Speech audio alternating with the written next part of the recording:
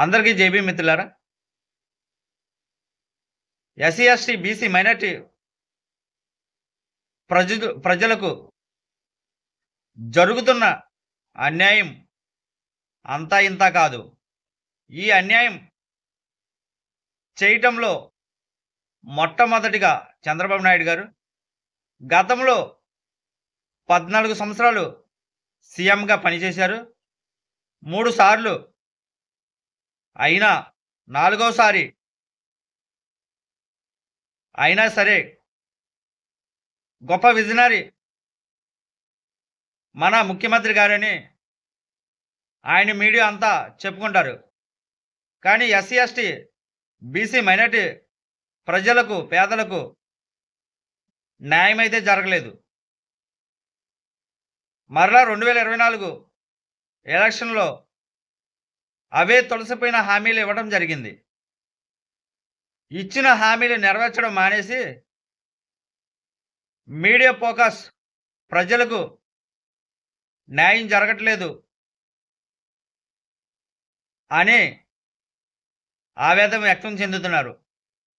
BSP senior నాయకులు అంపవతి గోవిందన్న గారు ఆయన ఏం మాట్లాడుతున్నారు ఒకసారి వినండి.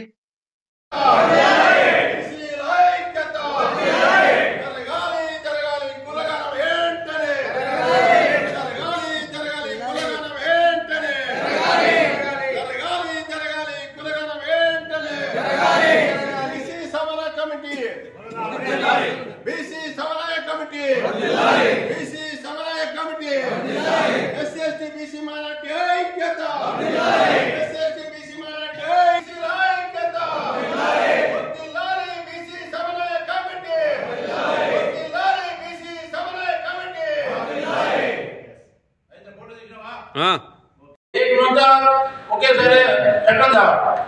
ఇక్కడ ఆంధ్రప్రదేశ్ లో ఉన్నటువంటి బీసీలను గౌరవ ముఖ్యమంత్రి చంద్రబాబు నాయుడు గారు మోసం చేసే తీరులో, ఈ బీసీలను మోసం చేసే తీరులో మీకు చట్టసభలో రిజర్వేషన్ 33% కావడానికి మేము కేంద్రాన్ని పంపించినాము అనే తీరుగా మాట్లాడతాం. ఇప్పుడు జరిగిందంటే 20 సంవత్సరాలుగా మన మోసం జరిగింది. 2024లో మనకు బీసీ డిక్లరేషన్లో 2 హామీలు ఇచ్చాడు. 33% పట్ల 33% బీసీలకు చట్టసభలో రిజర్వేషన్ కోసం తీర్మానం చేసి పంపుతామనేది ఒక హామీ. బీసీలకు రక్షణ చట్టం కోసం ప్రత్యేక చట్టం చేస్తామని చెప్పి ఒక హామీ. మీరు చూడండి, మన 2024 సెప్టెంబర్ 18వ తారీఖున ఈ 33% బీసీలకు చట్టసభలో రిజర్వేషన్ కల్పించాలనే హామీని ఎలాంటి చర్చ జరగకుండా, ఎలాంటి కమిటీ ఇవ్వకుండా మంత్రిమండలిలో పెట్టి నేరుగా పంపించాడు కేంద్ర ప్రభుత్వాన్ని. మరి బీసీలకు రక్షణ కోసం ప్రత్యేకమైన చట్టం చేద్దామని దానికి 8 మంది మంత్రులు కమిటీ అయ్యారు.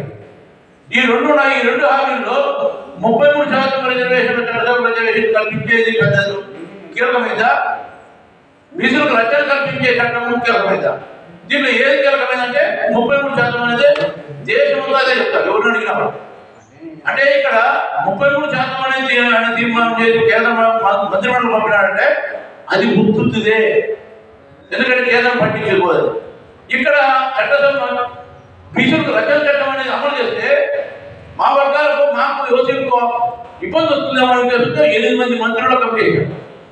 ఇది చూడండి, చంద్రబాబు గారి తెలివితేటలు ఏ విధంగా తన కులాన్ని పాలకంలో వర్గంలో ఉండేటట్టు చేసుకుంటున్నాడో.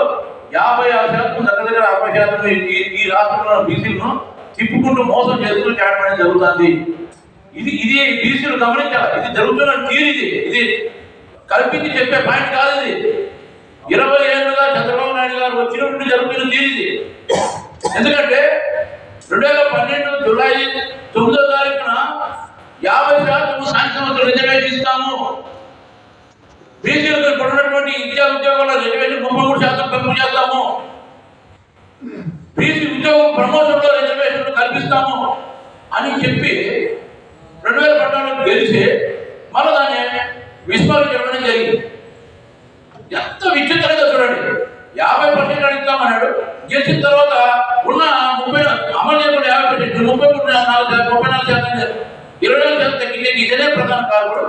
మళ్ళీ ఇప్పుడు 2024 గెలవడానికి బీసీ ఓట్లు పొందడానికి 2024 నుంచి 34% పెంపు చేస్తామని మళ్ళీ ఇప్పుడు అంత బీసీలను ఎంత పకడ్బందీగా మోసం చేస్తారో చంద్రబాబు నాయుడు గారు ఆలోచన చేయండి.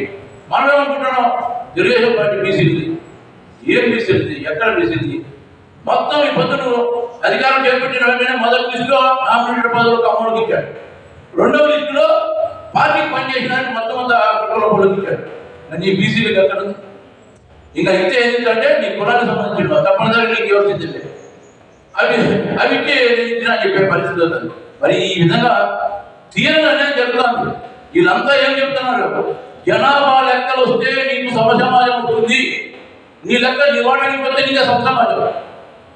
దీనికోసం జనాభా లెక్కల కోసం చేస్తున్నాము, దీన్ని మనం అందరం కలిసి చేయాలనేది విధానంలో ముందు పోదామని అందరూ మాట్లాడే వ్యక్తులందరూ చెప్తారు, ఇలా మాట్లాడే చెప్తారు. మనం ఆలోచన చేయాలని అందరికీ మనం చేస్తున్నాం. తమ్ముడు డాక్టర్ వచ్చాడు, దృష్టి వేదిక మీద రావాల్సిందిగా మనది.